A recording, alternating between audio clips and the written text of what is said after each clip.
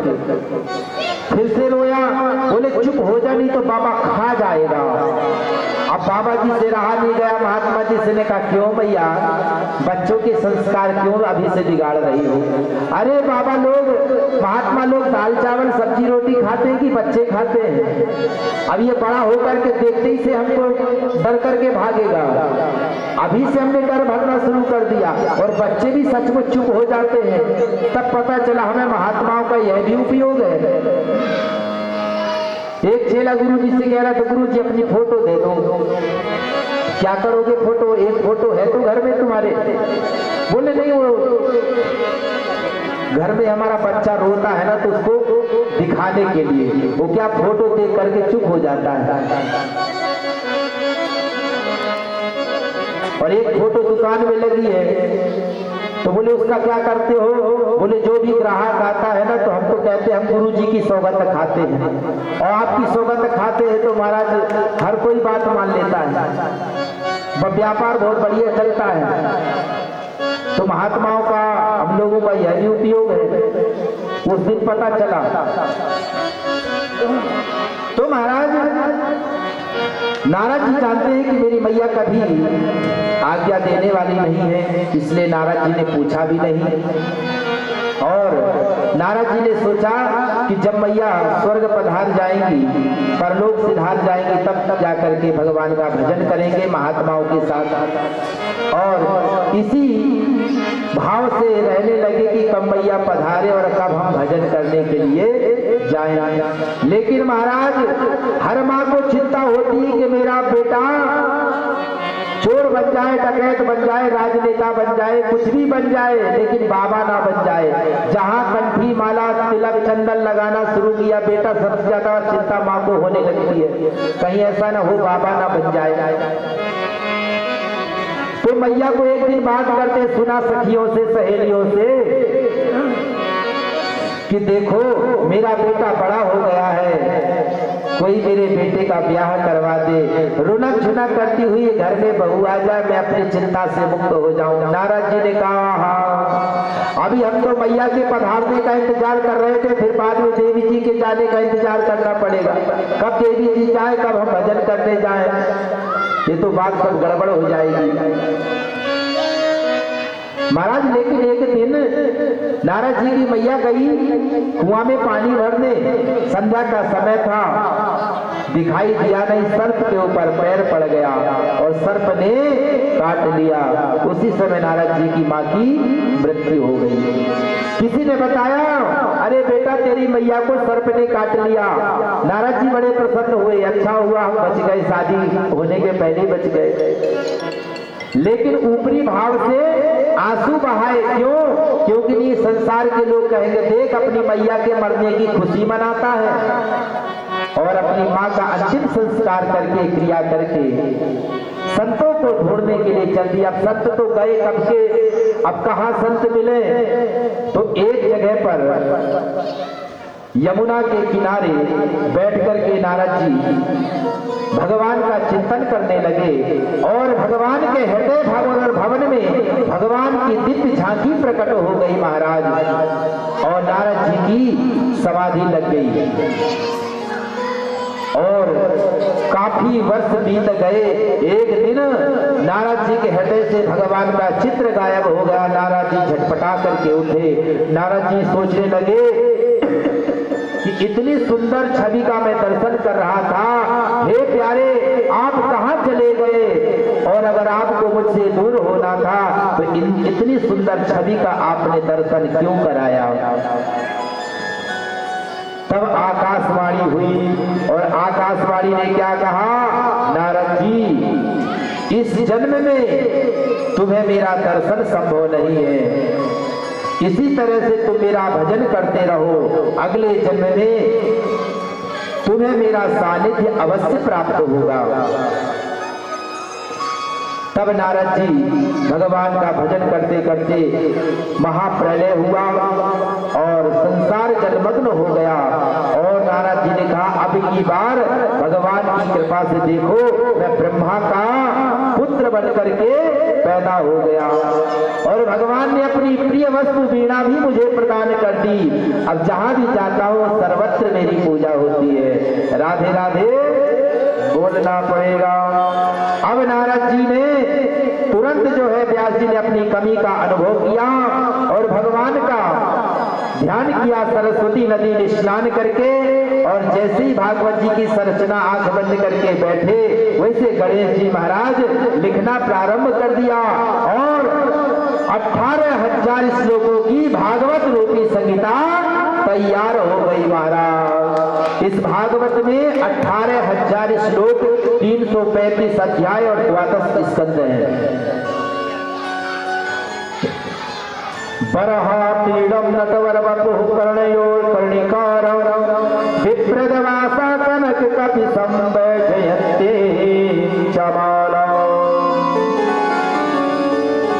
तो महाराज और वही भागवत समय आने पर व्यास जी ने अपने पुत्र सुखदेव जी को सुनाई और सुखदेव जी ने ही राजा परीक्षित को सुनाई, जिनके माध्यम से जन जन तक यह कथा पहुंची है महाराज। राधे राधे बोलना पड़ेगा।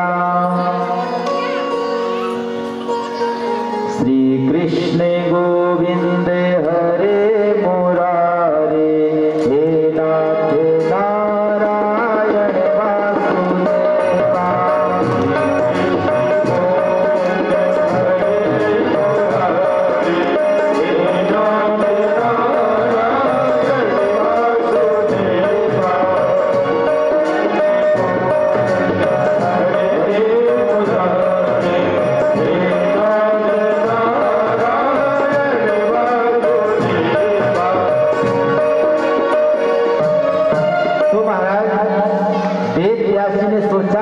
इतना सुंदर फल है भागवत जी की, भागवत महापुराण किसे परोसा जाए।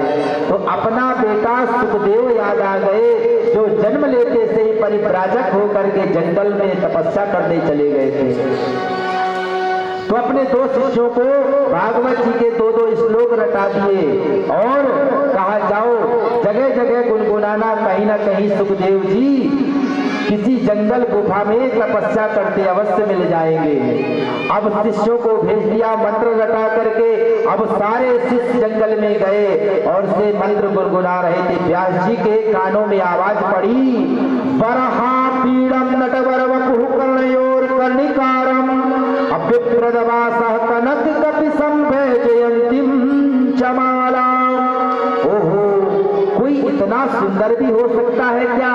और सुंदर के साथ साथ में इतना सुंदर स्वभाव, इतना सुंदर भगवान का स्वभाव। महोपकीयम स्तन कालकूटम, जो भगवान को जहर पिलाए उसे भी भगवान अमृत पिला देते हैं, ऐसे दयालु भगवान है। तुरंत सुखदेव जी की समाधि खुल गई और दौड़ करके बाहर आए। उन शिष्यों से कहा और श्लोक सुनाओ। उन्होंने कहा भैया हमें तो 2 ही आते थे और अगर आपको सुनना है तो आप हमारे गुरु जी के पास चलो। ऐसे हमारे गुरु जी के पास 18,000 श्लोकों की संगीता है। तो सोचो, जो पिता अपने पुत्र को रोक ना सके, आज भागवत जी की श्लोक के कारण सुखदेव जी आज अपने पिता व्यास जी से मिलने के लिए जा रहे हैं। और जैसे ही व्यास जी ने अपने पुत्र को देखा, हृदय से लगा लिया कि वाह, जिस पुत्र को मैं रोकते रोकते थक गया, पुत्र रुका नहीं। आज धन्य है भागवत जी की महिमा कि आज मेरा पुत्र स्वयं चल करके आ रहा है।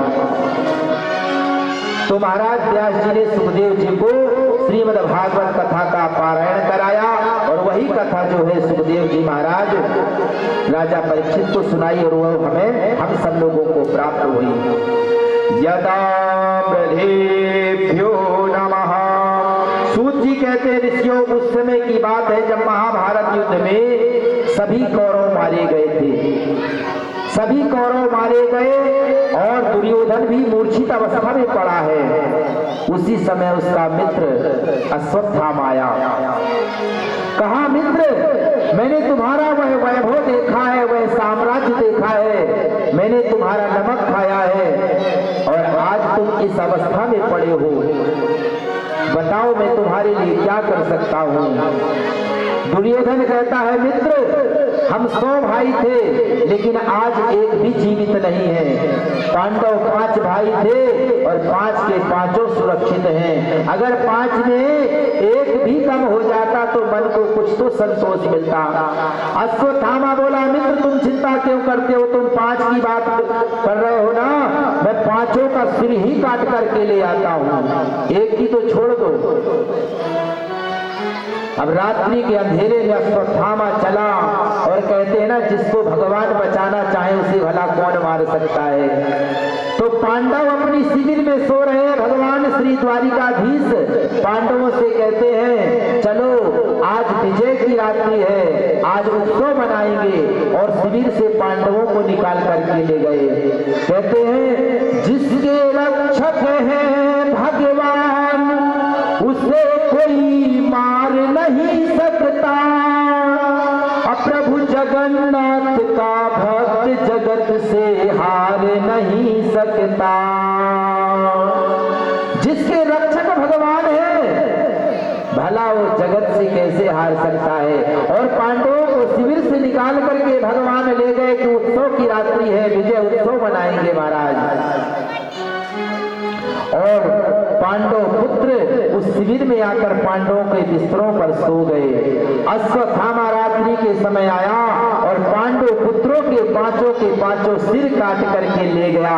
रात्रि में जाते समय बड़ा प्रसन्न हुआ कि मैं सफल हो गया। दुर्योधन को कहा, मित्र तुम एक ही बात कर रहे थे, देखो मैं 5 के 5 का सिर काट करके लाया हूं। दुर्योधन बड़ा प्रसन्न हुआ। लेकिन अगले ही पल जब दुर्योधन ने बड़े गौर से देखा कि अरे ये तो पांडव नहीं पांडव पुत्र हैं, बहुत खेद किया महाराज। दुर्योधन कहता, मित्र ये तूने क्या किया, तूने तो हमारे कुल में पानी देने वाला भी नहीं छोड़ा, बहुत बड़ा पाप कर दिया तुमने, बहुत बड़ा पाप कर दिया।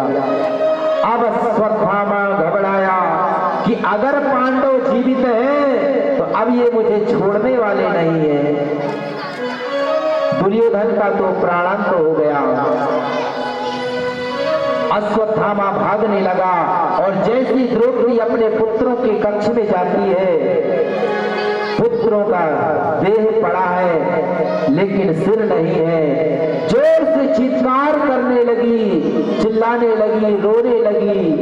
उसी समय पांडव दौड़ करके आए। अर्जुन ने कहा, द्रौपदी जिसने भी हमारे पुत्रों की ये दशा की है मैं तुम्हारे सामने ला करके ही उसकी गर्दन को काट दूंगा।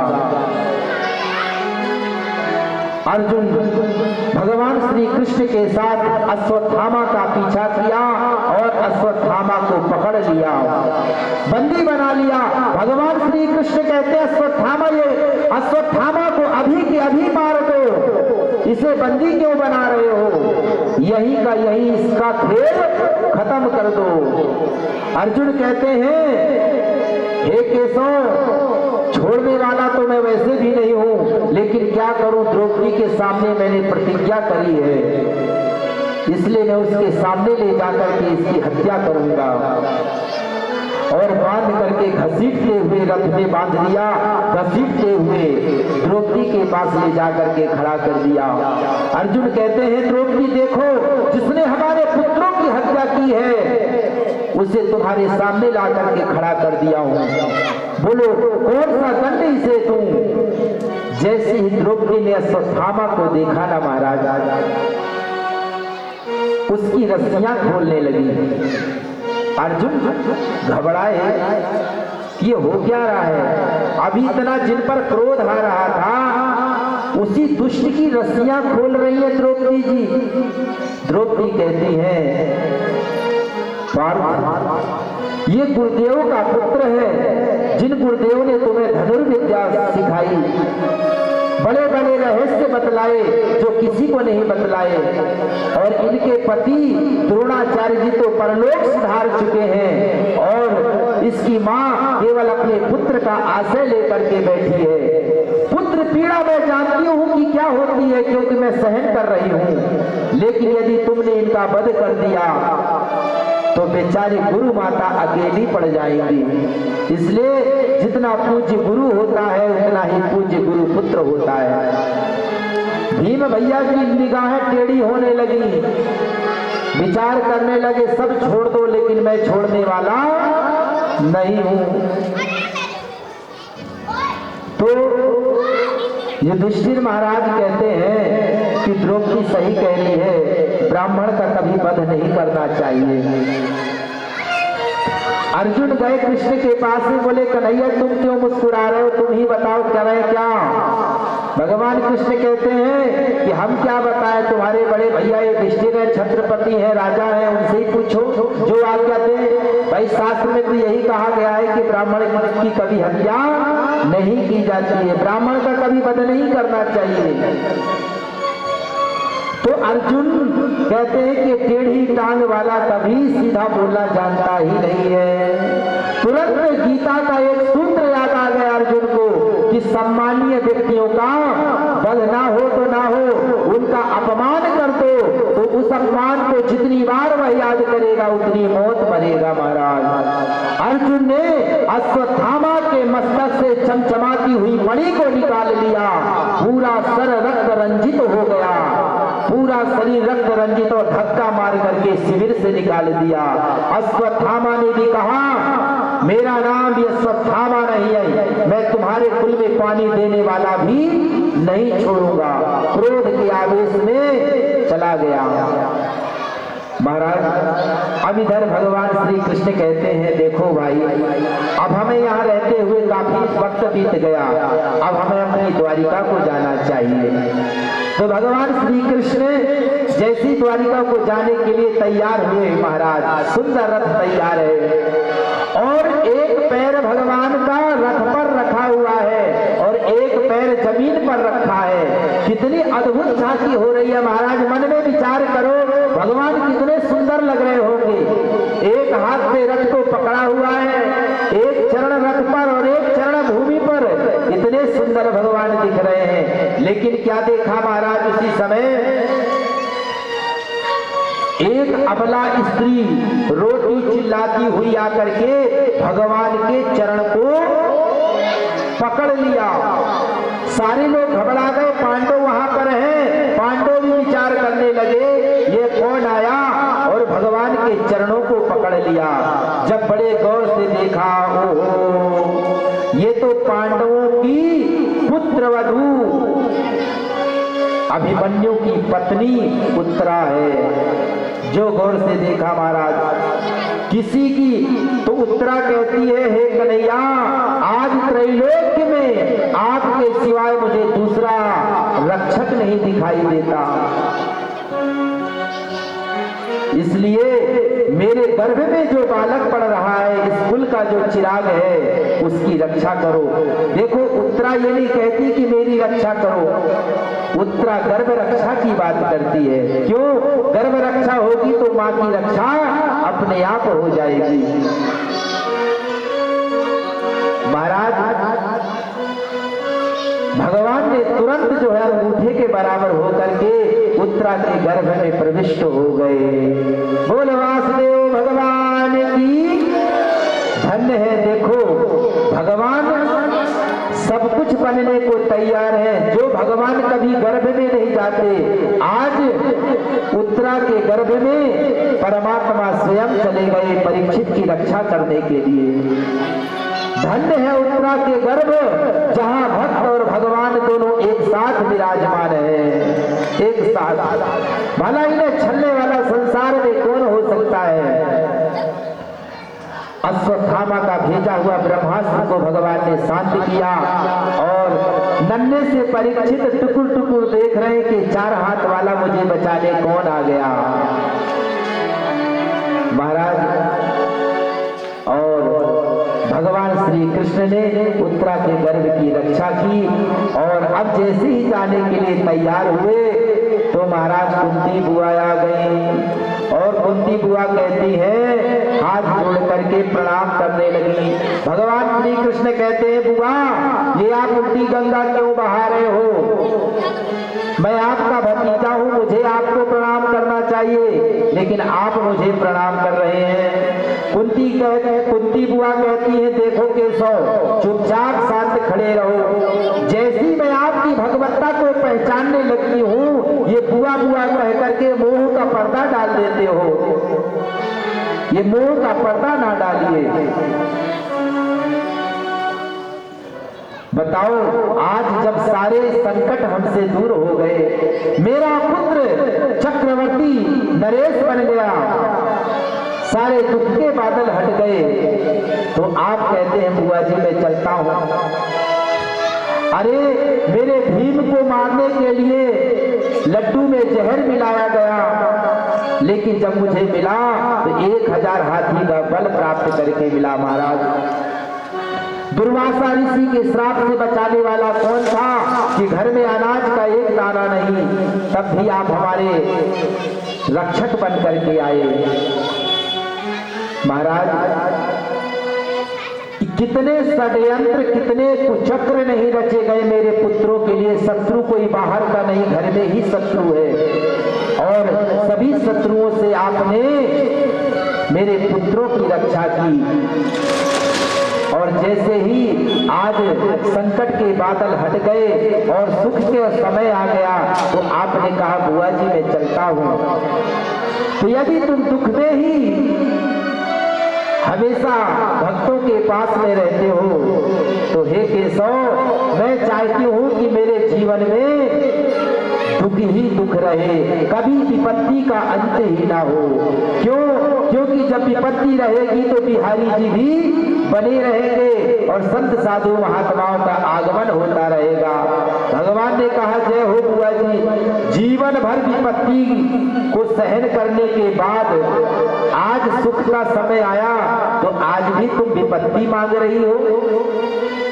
भगवान अगर देना भी चाहे ना, तो किसी को विपत्ति नहीं दे सकते, क्योंकि भगवान के खजाने में है ही नहीं। राधे राधे बोलना पड़ेगा। क्यों? क्योंकि भगवान तो आनंद सिंधु सुख राशि है। राधे राधे। तो महाराज भगवान ने कहा अच्छा ठीक है, अब हम द्वारिका के लिए जाते ही नहीं है। पांडव खुश हो गए कि बुआ जी के प्रेम ने कन्हैया को रोक लिया, और बढ़िया महाराज आनंद के साथ पांडव और भगवान सभी लोग रहने लगे। लेकिन भगवान युधिष्ठिर जी को समझाते हैं, लेकिन युधिष्ठिर जी को समझ में नहीं आती। युधिष्ठिर जी देखते हैं कि चारों तरफ उन्हें विधवा स्त्री ही नजर आती है। क्यों? क्योंकि पूरे कौरवों का संहार करके उन्होंने इस गद्दी को प्राप्त किया है, तो उदास रहते हैं। अर्जुन ने कहा हे केशव, बड़े